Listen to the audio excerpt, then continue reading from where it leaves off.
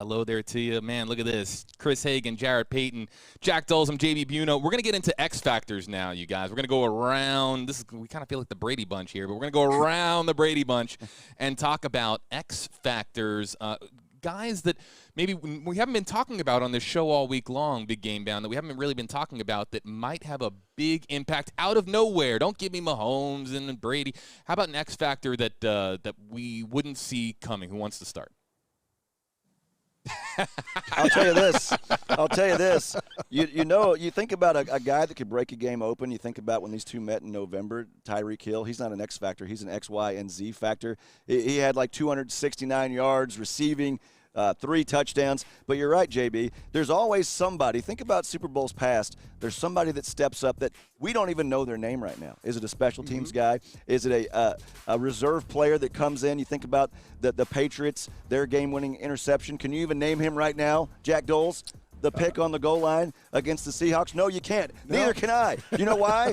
He was an X factor, and we don't know who it's going to be. It's going to be a blocked punt. It's going to be a bad snap. You can be a negative X factor. You could send a snap over somebody's head. That's what's great about being an X factor. We don't even know who you are right now. Is this your way of not giving an answer? Exactly, Jack Doles. That's what I thought. That is how I do it like a politician. I take the question, I make a right turn, and then I push it off on you. So there's my X factor. We're coming back to Chris at the end of this. We're gonna hold him. We're gonna hold him true. JP, what do you got?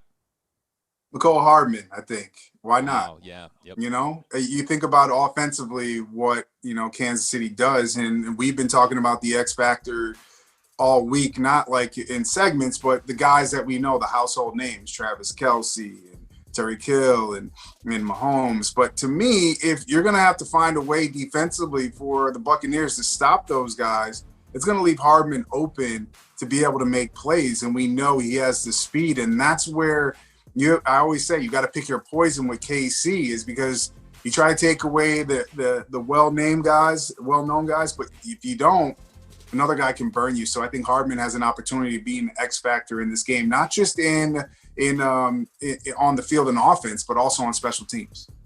I could give you Sean Murphy Bunting and like reel off pick. A bunch of defensive backs, but I'm going to go with Clyde Edwards-Helaire because we're looking at the chance of a lot of rain out here, potential rain for this game. And I really think if the Chiefs can establish a running game, it's checkmate. On the flip side of that, another LSU guy, how about Leonard Fournette? Ooh. A guy who was a high draft pick, given up upon by Jacksonville. Yeah. Now here he is. He still has some home run potential.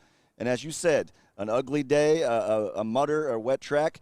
Look for Leonard Fournette. Maybe he makes a difference in this one. And he's playing his best football right now. Right. I mean, he's really upped his game come playoff time, JB. Yeah, guys who we haven't really talked about on this show, here's my sleeper pick for the week. And, of course, JP's smiling because he knows it's going to be a Buccaneer, right? I mean, I'm not going to pick a Chief here. Guys, watch out for Cameron Brate. Rob Gronkowski is going to get a lot of attention just because he's Rob Gronkowski and because we've seen the highlight reels over and over again. But a guy like Cameron Brady loves throwing to the tight end. And if you watch these Buccaneers games over the last few weeks, Rob Gronkowski isn't getting nearly as many looks as Cameron Brate. I think that he's a guy that could be hauling in a touchdown pass or two, maybe, if Buccaneers fans are fortunate come this Sunday at Super Bowl 55. Was Fournette your pick? Yeah, Fournette's my guy. Okay, all right. Ronald Jones, though, too. Watch out for Rojo, too. Both Buccaneers running backs, I think, are playing. Hey, let's give. I know this is a household name, but no one's talking about him either.